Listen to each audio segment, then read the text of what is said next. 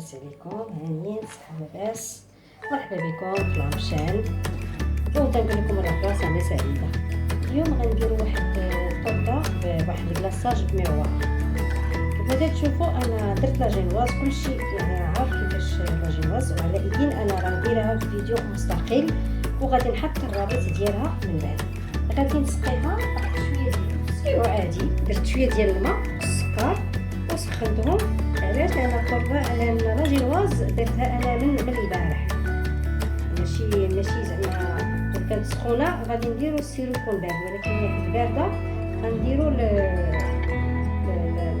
السيرو خصو يكون سخون. غادي نسقيها وغادي ندير واحد لاكوش الطبقه المقرمشه اللي انا تنظن درت شي حاجه جديده اللي ما تنظنش تطرق لها شي حد اخر قبل مني، هو انني درتها بالزرارة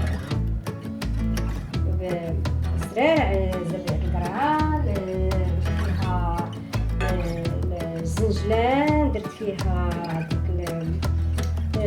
الزريعه ديال نوار الشمس، درت فيها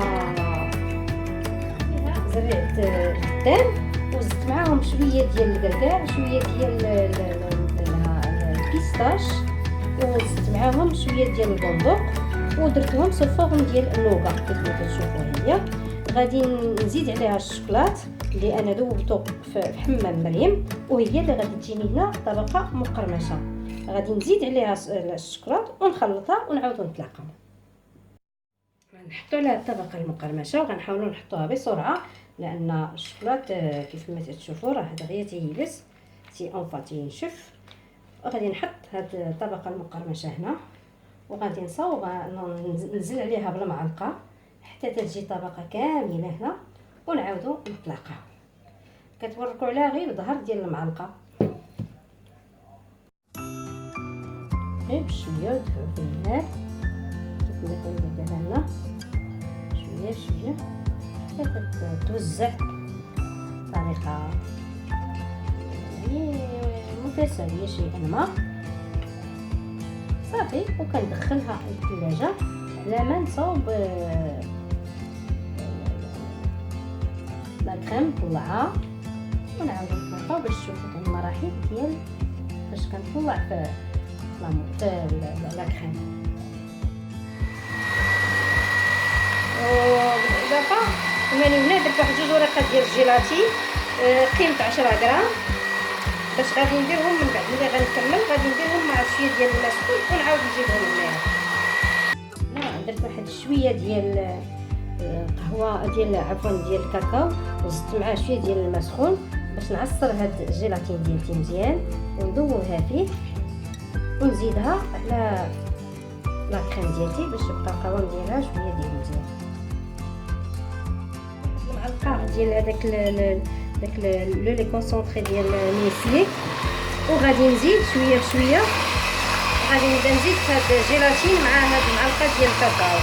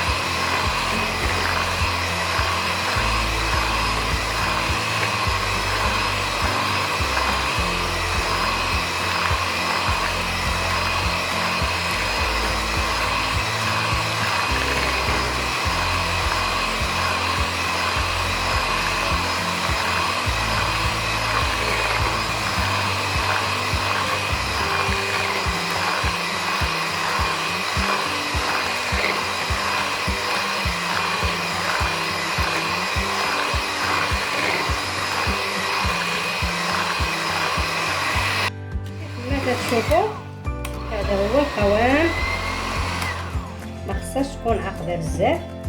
شفتوها؟ هذا هو القوام باش غادي نكبها فوق هذاك التحضيرات الاولين اللي درت ديال الطبقه المقرمشه مع لاجينواز غنزيد فوق منهم هادي وغادي نديرهم في الكونجيلاتور ليله كامله. انا عمرت هذيك لا كريم في الساكابوش باش تجيني شويه ساهله باش نمشي لهذوك الفكنات ديال يعني خص لا كريم تكون دايزه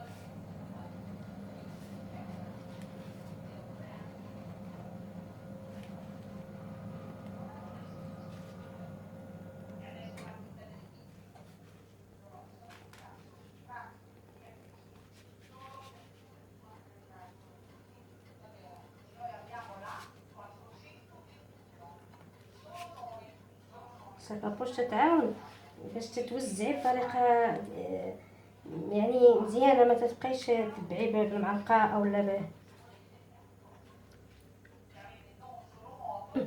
من بعد غنجمع داكشي اللي بقى ليا من بعد ما قديت يعني لا كريم قدرت ندوزها على داك الساكابوش كلها غنزيد نكمل هذا.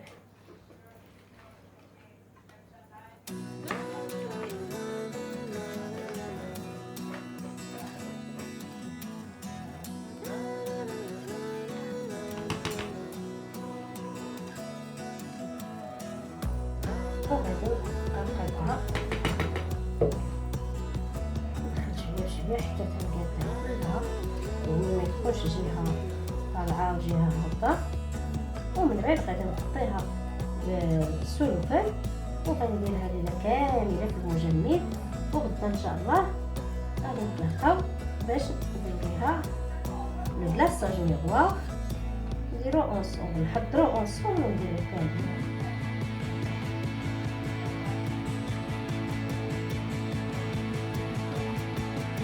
السلام عليكم، مرحبا بكم دائما في قناه لامشان. نتمنى تكونوا تمسوا واحد الويكاند زوين. اليوم البنات غنصاوبوا الكلاصاج بالكراميل. هاد الكلاصاج تيجي رائع وزوين بزاف وتيجي بنين في الماكله. غندوزو المقادير مباشره.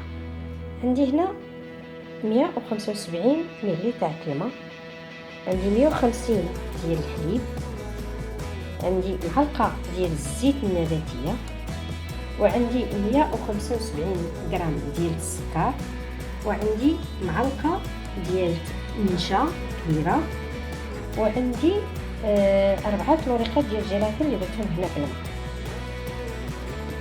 تنظن المقادير راها بسيطه وسهله كيف ما دائما لامشان القناه ديال لامشان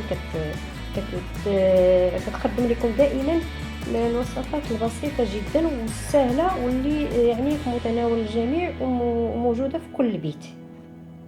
دابا غندوزو لطريقه التحضير. هذه هي الكيفيه.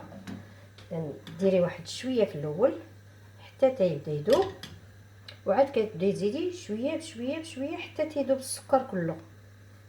عاد من بعد تندوزو للمرحله الثانيه اللي هي كنزيدو فيها الماء. اذا انا غادي نحاول نذوب هاد السكر كله ونعاودو نتلاقاو. كيف ما تشوفوا هانتو ديك لا كونتيتي الاولى درتها راه بدات تذوب. دابا غنبدا نزيد السكر ديالي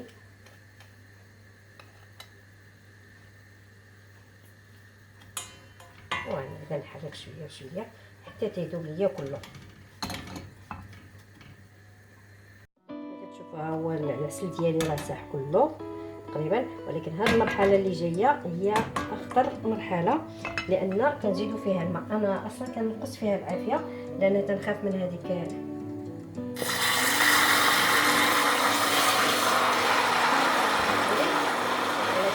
انتم كتشوفوا انا كنصبر معكم باش ما تخافوش، غير بقاو تحركوا حتى تيذوب عاوتاني على خاطر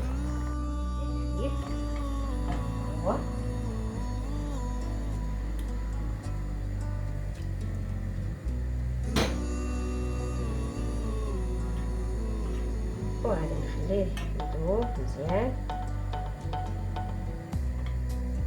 البنات نسيت ما قلتلكمش راه نزلت واحد القبيصه د الملحه باش ما تنساوهاش.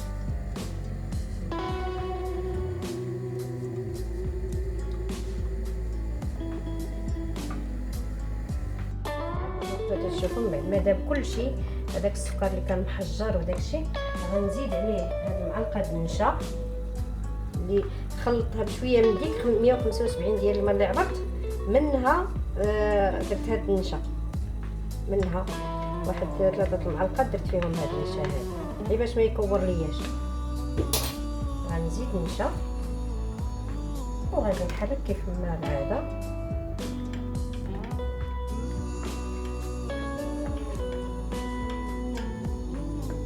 غنخليه على عافيه عميله حتى تيوصل لداكشي النيفو اللي بغيت وصافي. وكنطفي الزيت النباتيه اللي لوغول ديالها هي غير باش تعطيه هذيك لا بريونس تخليه تيبري.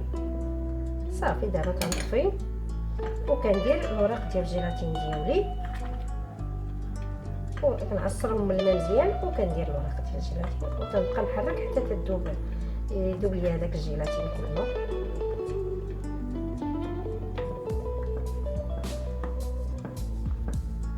كنطفي وندير الجيلاتين ديالي اللي في الماء نعصرها مزيان وطلع ليها فيه وكنخلط حتى تذوب ليا الجيلاتين ديالي. تلاقاو ملي نذوب الجيلاتين ونبغي نديرو في الكاس اللي هو غنطرفو فيه حتى تنبغي نكلاصي بيه شي حاجه ديالي. ها وجد غنديرو هنا في هذا الكاس وغنخليه حتى تيبرد على خاطرو لان هذا تيتكلاصا هو بارد. خاصو يكون بارد ويتحط على الطورطه حتى هي تكون خارجه من الكونجيلاتور، يعني باردين بجوج، ماشي هو دافي والطورطه مكونجيليه. تيكون هو بارد ولا تحت هي تكون يلا خرجتوها من الكونجيلاتور. تنظن هاد الوجبه البنات ها هو الكلاصاج ديالي رديته في هذا الكاس وغنخليه حتى تيبرد. عاد نخرج لا طاقت ديالتي من الكونجيلاتور اللي رانا دايراها تقريبا من البارح وغادي نكلاصي به. وهذا راه تكلاصي به وهو بارد ماشي دافي، تيكون بارد فعلا. نتمنى ان هاد الوصفه ديال الكلاصاج ديال الكراميل تكون عجباتكم وما تنساونيش دائما بلايك وابوني. ونتمنى ان الوصفات ديالي يكونوا عند حسن الظن ديالكم ويعجبوكم وتكونوا يعني جربتوهم. شكرا والى وصفه قادمه ان شاء الله. الحلوه ديالتي هي منها درتها البارح في الكونجيلاتور درت ليله كامله. غادي ندير دابا من الفوق. بداو منين ما بغيتو ماشي مشكل، من الفوق من الوسط بحال لان اصلا غادي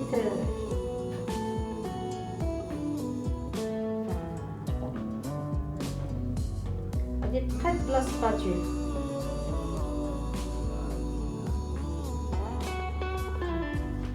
نسي دابا بلا سباتول ونقادها شويه شويه.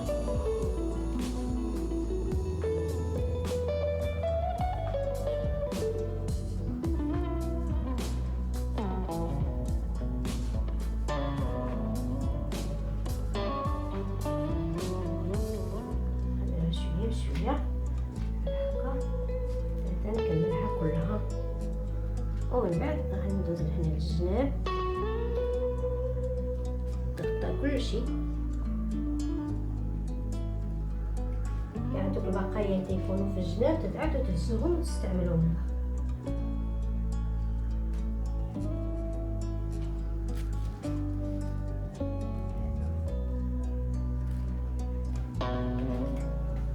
هاد الكلاصاج كراميل عرفتي شحال تيجي زوين وتيعجبني. علاش؟ لان فيه اني با كومبليكي لا في المقادير ولا في الكيفيه ديال كيفاش تصايبوه، زعما تيكون من داكشي الكبير.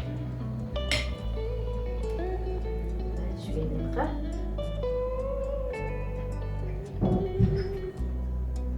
نحاول نغطي كاع الجوانب ديالو ونعاودو نتلاقاو ملي نقادو كله. البنات هذا هو اللي دايره به الطبقه المقرمشه لداخل.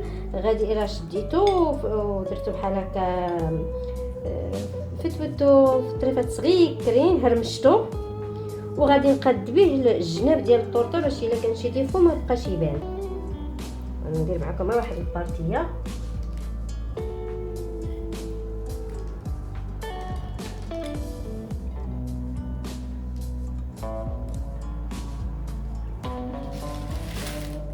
كتمشيو كاع الجوانب بحال هكا طريف تتلصقوا فيها كاع هذاك تخبيو كاع هذاك يعني الا كان شي ديفو او حتى من ناحيه الجماليه كيعطي رونق وكيعطي جماليه للكاطو ديالكم.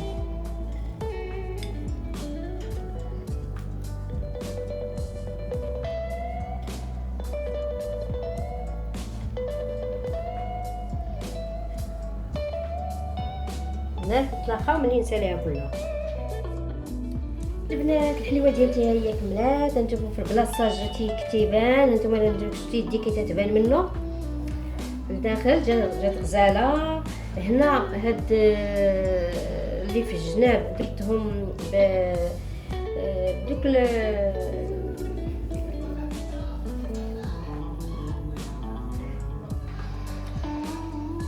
درتها بالزرارع، يعني درت زريعه الكتان، زريعه القرعه، زريعه البسباس، شويه ديال القرقاع، شويه ديال اللوز، شويه ديال البندق وكراميليزاتهم هما اللي درت في الجناب. ومن الفوق زوقتها بهاد لي فوي الحمرين ديال الفوسفو وهاد لوريدات. نتمنى ان هاد الحليوه تعجبكم. والبنات شجعوا البنات الى عجبتكم هذه الحليوه تنتمنى انكم تشجعوني وتدعموا القناه ديالتي باش تزيد شي شويه لقدام. وشكرا لكم والى الملتقى القريب في وصفه ان شاء الله اللي غتعجبكم واللي غتروقكم. وكيف ما عودتكم الله مشان غادي تكون وصفه اقتصاديه وجميله جدا وكتحمر الوجه قدام الضياف وقدام العائله. الى اللقاء، دمتم في رعايه الله.